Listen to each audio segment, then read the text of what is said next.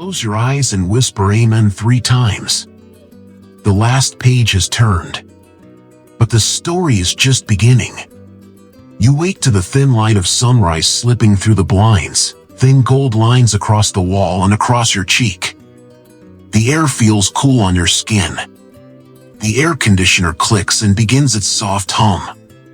The house answers with tiny sounds. A clock ticks from the shelf. A pipe settles in the kitchen. It is quiet, and it is not quiet. Outside, commuter traffic already builds. Horns rise and fall in uneven waves. You can almost see the hands that grip the steering wheels and the brows that wrinkle at red lights. Inside, backpack zippers are zipping in the hallway. Shoes squeak on the floorboards. A smart speaker runs through a short news brief, numbers and warnings that feel heavier than your shoulders can carry before coffee. In the driveway, the car warms with a gentle rumble. Thin breath from the exhaust drifts into the morning air. The gym bag lies tossed near the door, straps twisted and half open like it gave up waiting for attention. You pour hot coffee into the thermos. Steam curls upward like a wordless prayer you have not found language for yet. Then the phone buzzes. Again. Notifications stack. Tiny vibrations. Small circles. Somehow they weigh more than the mug in your hand. The world wants your attention before you have given God your heart. You pause. You close your eyes. You let the hum of the air conditioner, the ticking clock, and the faint rattle from the kitchen be the only sounds. You admit what you have been avoiding. This house feels safe. It also feels fragile. Locks keep people out, but they do not silence the storm in your chest. Walls keep out the weather, but they do not keep out worry. Lord, this is why I come. Not because the house is broken, but because my heart is tired. Not because I do not love this place, but because I need a shield no wood or brick can give me. God, I confess. I woke with fear. Fear of that red bank alert before the sun even rises. Fear of bills stacked on the counter. Fear of accidents I cannot predict. Fear of a knock at the door in the middle of the night. Fear of loneliness that presses down after the laughter fades and the rooms grow still. I confess it all. Pretending to be strong has never built a shield. You see me anyway. Speaking fear out loud is the first way to break its hold. And still, hearing the hum of machines and the buzz of phones and the soft chatter of the news, I hear you. Small. Steady. You remind me that protection is not something I earn. It is something I receive. So here I am. You lift the thermos and take a slow sip. Heat rolls down your throat, but it does not move the weight in your chest. Your eyes walk the room. Shadows hold the corners. The blinds are half open. The hallway light glows because someone forgot to turn it off last night. Your palm slides across the wooden table. It holds shallow scratches from years past. One mark from a dropped fork. A set of tiny grooves where a pencil pressed too hard into math homework. This table tells a story of days that were heavy and holy at the same time.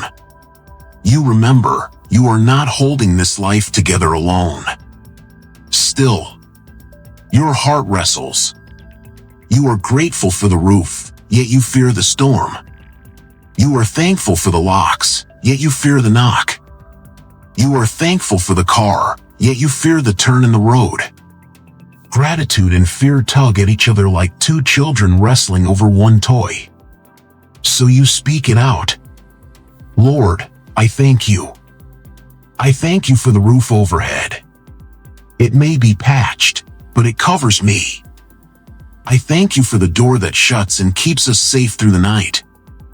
I thank you for the blankets that hold warmth when the house is cold. I thank you for the sound of laughter in this hallway. It is proof that life still beats strong inside these walls. I thank you for shoes lined crooked by the door. I thank you for mismatched socks that hide in the laundry basket.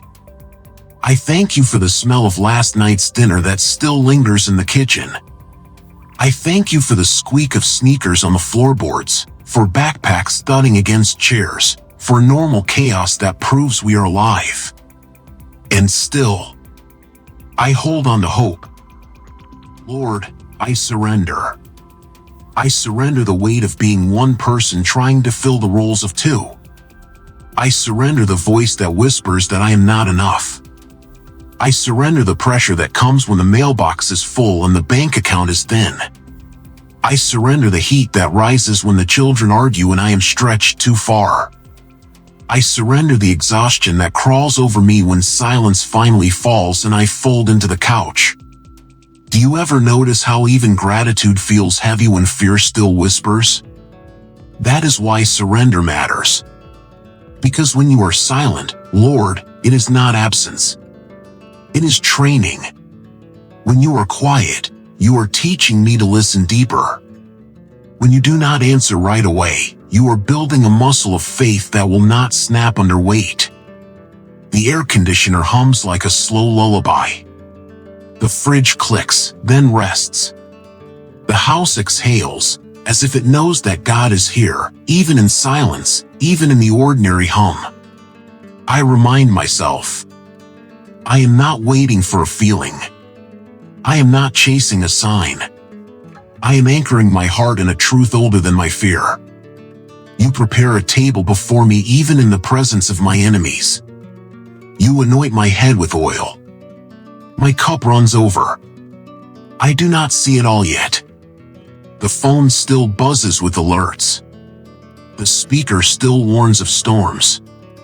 Still, the shield around me is not man-made. It is God-given.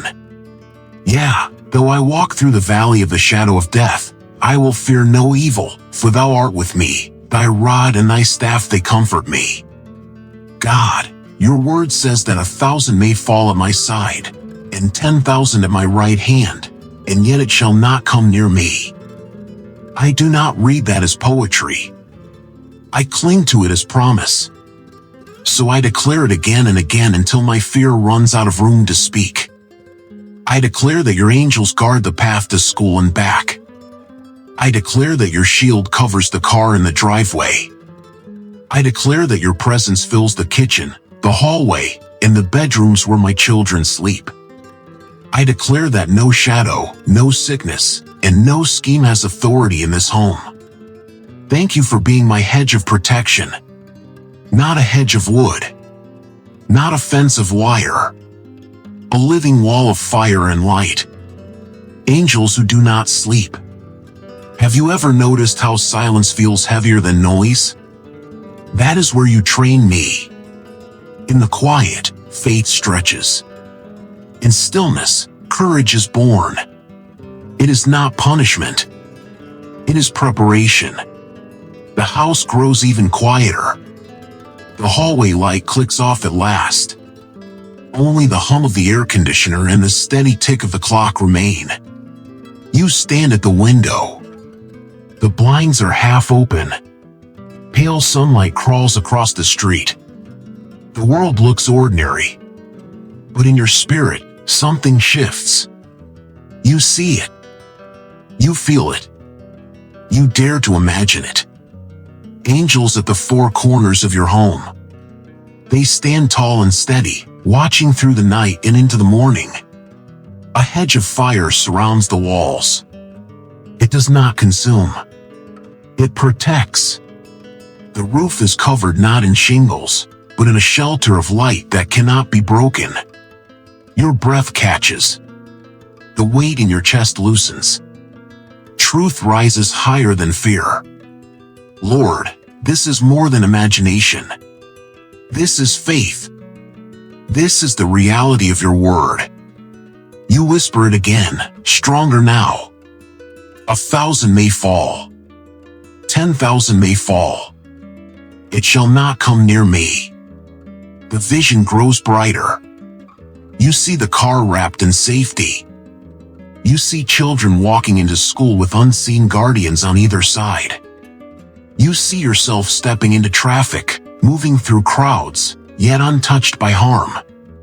You see the ordinary things, backpacks, coffee, clocks, cars, each one wrapped in his hand. Tears come. Not fear. Release. You are not fighting alone.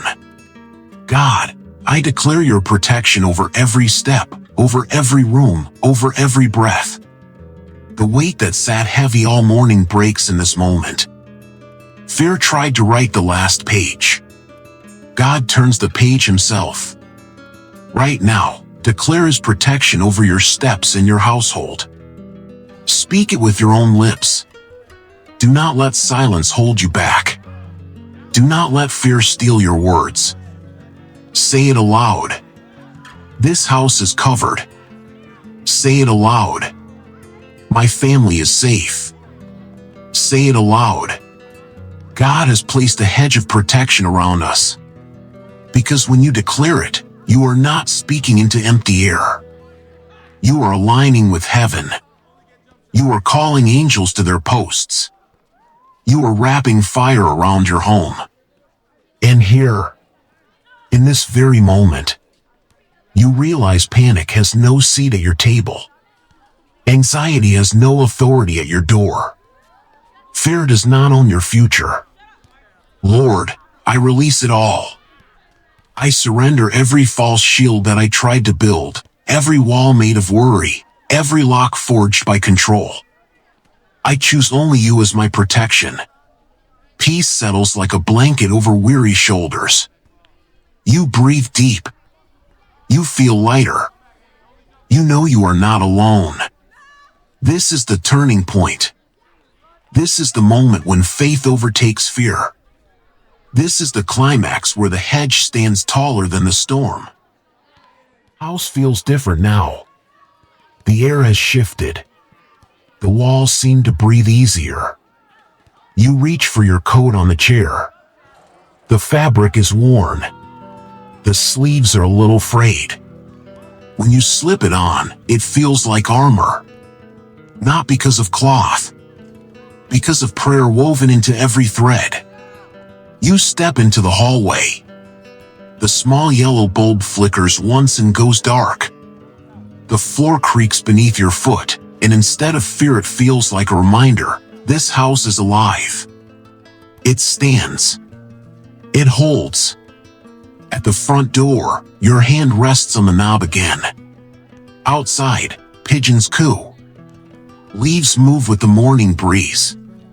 Farther down the street, a garbage truck clanks and sighs. A neighbor waves while walking a dog. The leash jingles a little silver sound. The world wakes with all its noise, and your spirit stays calm. Lord, I refuse to let noise decide my heart.